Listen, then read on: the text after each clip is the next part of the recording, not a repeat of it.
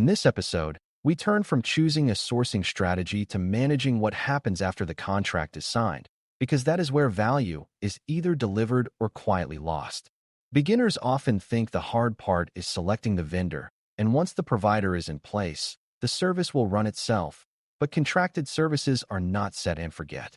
A contract creates a relationship, and relationships need governance if you want predictable outcomes, predictable risk, and predictable cost.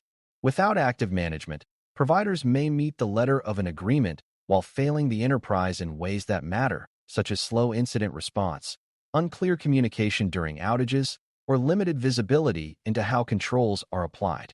Managing contracted services well means defining outcomes that can be measured, establishing controls that keep risk within tolerance, and enforcing accountability so responsibilities are clear before problems occur.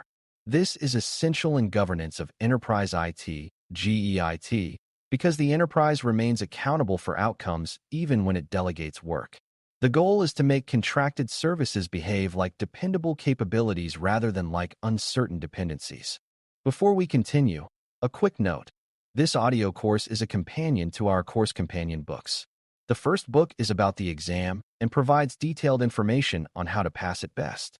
The second book is a Kindle-only ebook that contains 1,000 flashcards that can be used on your mobile device or Kindle. Check them both out at Cyber.Author.me in the Bare Metal Study Guide series. The first step is understanding what outcome means in a contracted service context, because outcomes are not the same as activities.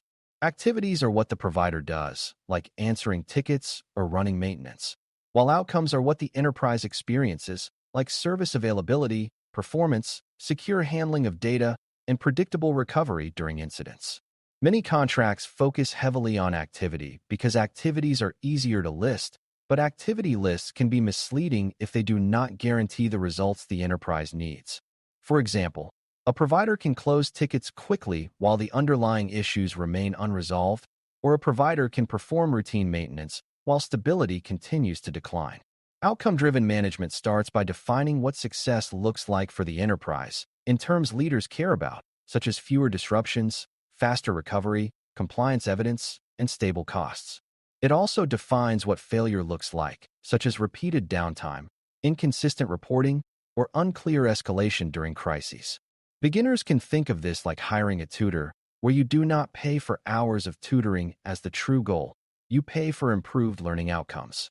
In contracted services, governance should continually connect the service to enterprise outcomes rather than accepting activity as proof of value. Controls are the mechanisms that keep the provider's behavior aligned with the enterprise's risk tolerance, and they must be practical and enforceable.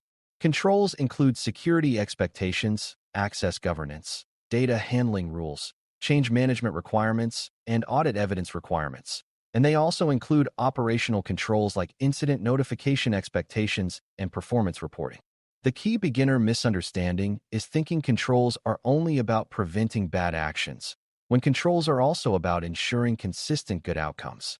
For example, requiring clear change windows and defined rollback expectations is a control that protects reliability, not just security.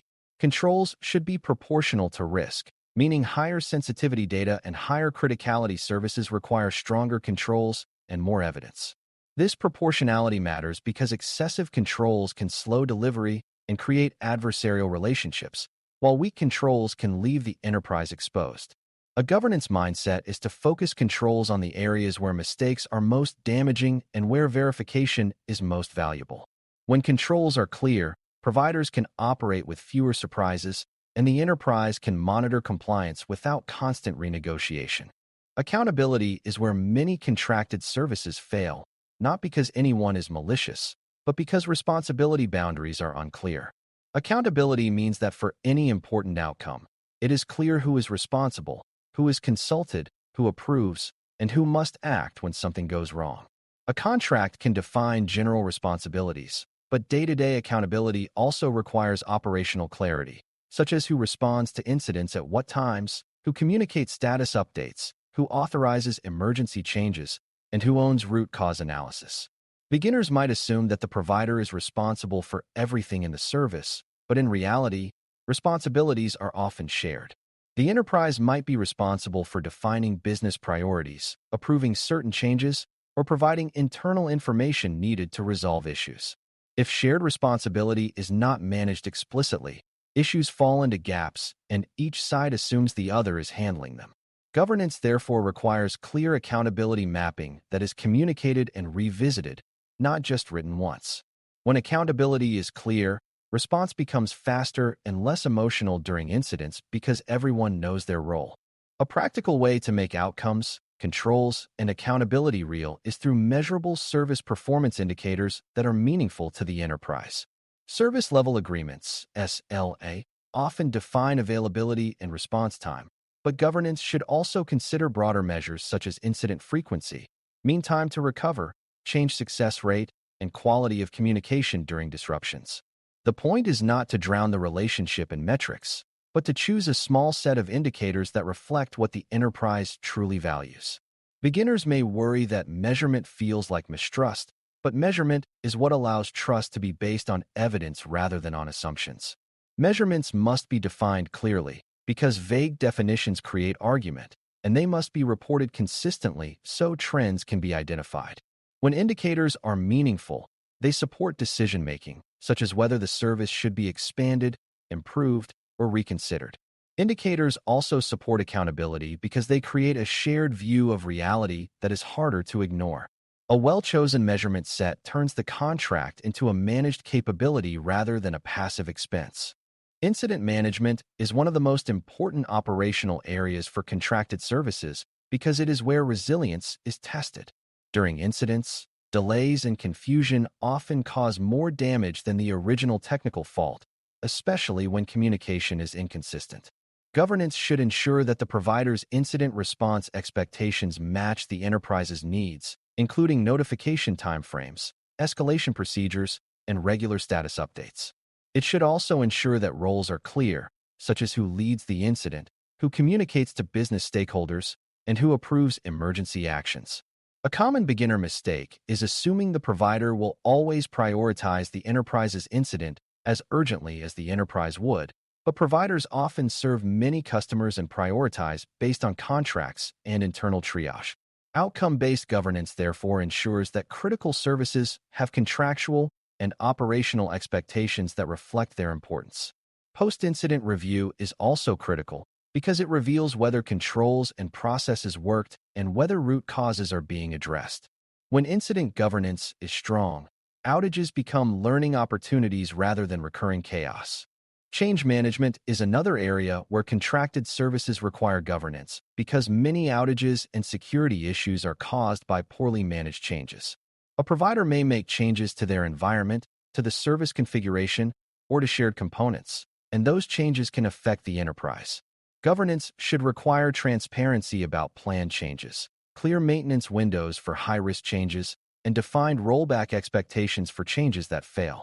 It should also require coordination for changes that require enterprise action, such as updating integrations or adjusting access. Beginners sometimes assume contracted services reduce change burden, but they can actually increase complexity if change coordination is unclear. When change management is aligned, delivery can be fast and safe, but when it is misaligned, delivery becomes either risky or slow. Controls in this area are about ensuring changes are predictable and recoverable, not about blocking progress. Clear accountability ensures that if a change causes disruption, the provider cannot simply say it was outside scope while the enterprise struggles to recover. Mature governance treats change as a shared risk that must be managed deliberately. Security governance for contracted services is especially important because providers often have privileged access to systems and data, and this access can become a major risk if it is not controlled. Governance should ensure that access is least privilege, that privileged access is reviewed, and that the provider's staff access is managed with appropriate safeguards. It should also require clarity on how security events are detected, how logs and evidence are handled, and how incident investigations will be supported. Beginners might assume a provider's security is stronger than the enterprise's because providers specialize, but providers also represent a concentrated target, and weaknesses can affect many customers. Outcome-based security governance therefore requires evidence and transparency, not blind trust. It also requires clear responsibilities, because in many incidents both the provider and the enterprise must act quickly, and delays can occur if responsibilities are unclear. Security controls should be matched to data sensitivity and service criticality, and they should be monitored through periodic reviews and evidence checks. When security governance is steady, the enterprise can benefit from provider expertise while still maintaining control of risk. Financial governance is another component because contracted services can drift in cost over time, especially when usage scales or when add-on features are adopted gradually. Governance should ensure that costs are transparent, that billing models are understood, and that consumption patterns are reviewed regularly. Beginners often focus on initial pricing, but cost surprises often happen later when the service becomes embedded and usage grows. This is where accountability matters again, because someone must be responsible for monitoring costs, identifying waste, and validating that spending aligns with value. Controls might include approval thresholds for expansions, clear rules for adding features, and regular reviews of license utilization. Financial controls are not about squeezing the provider. They are about ensuring that the enterprise remains in control of its own spending and does not accidentally fund unnecessary complexity. When cost governance is weak, a service can become a growing expense that no one feels authorized to challenge. When cost governance is strong, the enterprise can scale services confidently and can make trade-offs based on evidence rather than on surprise invoices. Data governance and lifecycle responsibilities are also critical because contracted services frequently store or process enterprise data, and the enterprise remains responsible for how that data is handled.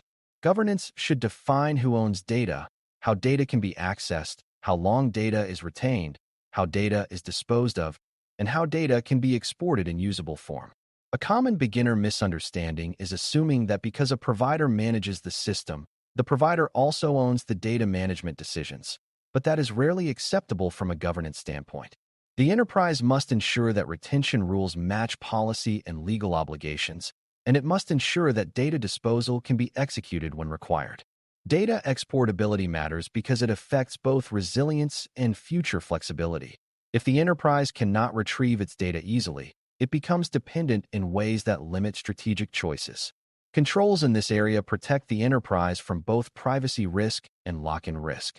Accountability ensures that when data issues arise, there is a clear path to resolve them quickly rather than a slow contract interpretation debate.